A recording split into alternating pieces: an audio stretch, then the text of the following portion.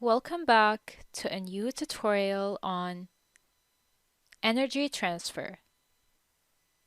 In this video, we will learn about the different energy stores and how energy is transferred between energy stores. Whenever energy is transferred to an object, the energy is stored in one of the energy stores.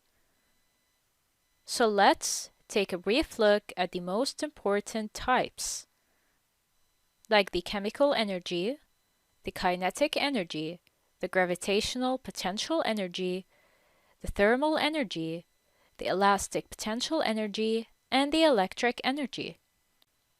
The chemical energy stores include fuels, food, or chemicals found in batteries.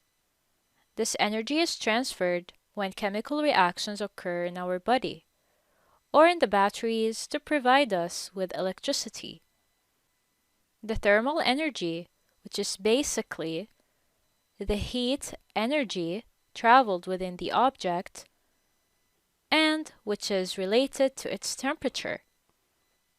The kinetic energy is associated with the movement or the motion of an object. For example, a football player kicking the ball. The gravitational potential energy is used to describe the energy stored in an object due to its position, such as an object above the ground.